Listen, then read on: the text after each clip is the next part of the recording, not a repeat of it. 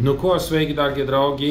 Jā, ir 19. novembris, 24. gads, un žurnāls The Economist ir izlaidis ārā savu The World Ahead 2025, kas principā ir interesants turpinājums 24.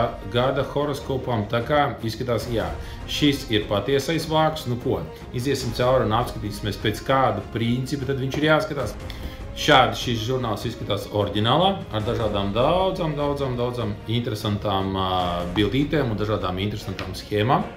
Salīdzinājumam apskatīsimies, kā izskatījās šis gads. Reku mēs redzam, tur, kur ir skaitlīts 1, tas janvāris, februāris, mārts, kur aprīlis, maijs, un tā mēs ejam uz priekšu.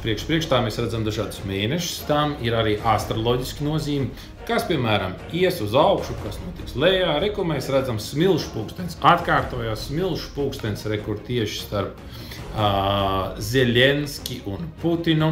Un, kā mēs redzam, tieši šobrīd ir, kā teikt, lielākie atomkara draudi. Tad atgādinu, ka smilšu pulkstenis simbolizē reāli atombumbu, nevis tā acis, kas tur skatās un tā tālāk.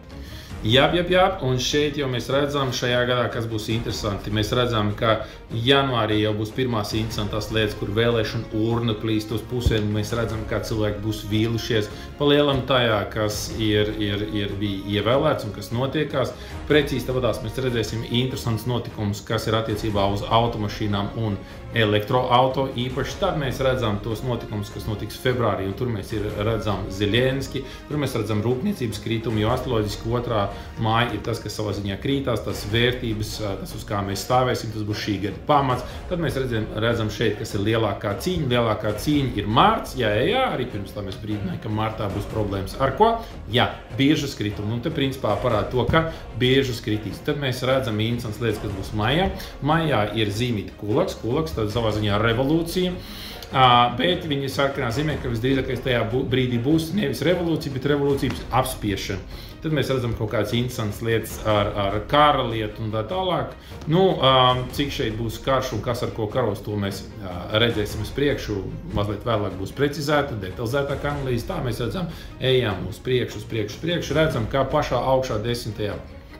mēnesī būs, kā teikt, karmas saņemšanas laiks, jeb tieši tur mums ir ebreju galvenā planēta Saturns. Nu ko, notikumu būs daudz. Rekur, kā es iepriekš ir rādījis, skatieties, augustā tur gan būs kaut kas ļoti interesants attiecībā uz atomsprādzieniem vai kaut kas tam līdzīgs. Nu, visdrīzākais tad mēs arī kaut ko redzēsim, bet es domāju, ka pēc šī izskatās vairāk, ka tas būs tuvajos austrumos, nevis jautājumā ar Ukrainu.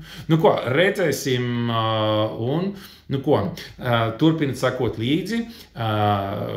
Jautājumu būs daudz, atbildes mēģināšu sniegt pēc iespējas ātrāk. Nu ko, gatavojamies, sekojam, tie, kam interesē horoskops, iet uz Yoga Astroloģikom, pilda anketas, iet, sūta šurp un jā, būs interesants lietas. Nu, līdz nākamajai reizei.